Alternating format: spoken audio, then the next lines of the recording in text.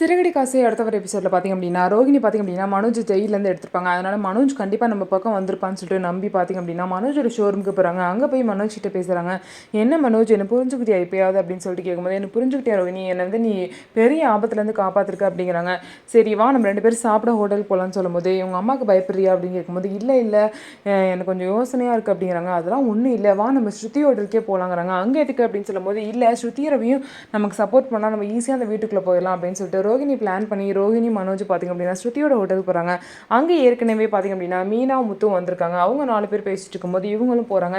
என்னடா இவ கூட வந்திருக்கா அப்படின்னு சொல்லிட்டு முத்து வந்து கேட்குறாங்க.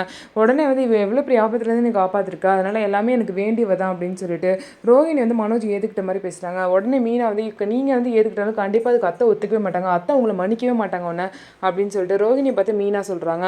நீங்கள் மட்டும் ஜோடியாக இருக்கணும், நான் மட்டும் பிரிஞ்சிருக்கணுமா, உங்களை பார்த்துக்கிறேவா வேறு ஹோட்டல் போகலான்னு சொல்லிட்டு மனோஜ் வந்து ரோகிணி கூட்டிகிட்டு வேறு ஹோட்டல் போயிடுவாங்க. இங்கே நடந்த விஷயத்தெல்லாம் வந்து சிந்தாமணிக்கிட்ட ரோகிணி சொல்லுவாங்க.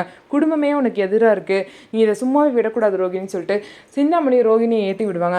அதுக்கப்புறம் சிந்தாமணி பார்த்தீங்கன்னா அந்த ஃபினான்ஷியர் கிட்ட போயிட்டு அவங்க முழு பணத்தையும் கட்டிடவே கூடாது, அதுக்குள்ளே அந்த வீட்டை அவங்க கிட்ட வந்து எப்படியாவது அபகரிக்கணும், ஏதாவது பண்ணுங்கன்னு சொல்லும்போது பேசாமல் நோட்டீஸ் அமைச்சிருங்க அப்படிங்கிறாங்க. அந்த பேலன்ஸ் உள்ள 38 லட்ச ரூபாயை 24 மணி நேரத்தில் கட்டணும்னு சொல்லிட்டு நோட்டீஸ் வந்து முத்து வீட்டுக்கு போயிடும்.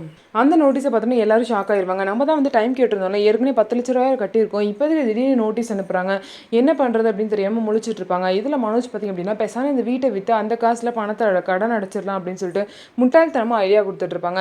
ஸோ அண்ணாமலை பார்த்தீங்கன்னா இந்த வீடு தான் என்னோட கௌரவம், இந்த வீட்டை விட்டு நான் போக முடியாதுன்னு சொல்லிட்டு ரொம்ப வேதனையாக பேசிட்டு இருக்காரு. இந்த வீடை எப்படி முத்துமீனை காப்பாற்ற போகிறாங்க அப்படின்னு சொல்லிட்டு வெயிட் பண்ணி பார்க்கலாம். நம்ம வீடியோ உங்களுக்கு பிடிச்சிருந்தா நம்ம வீடியோவை லைக் பண்ணிட்டு பாருங்கள்.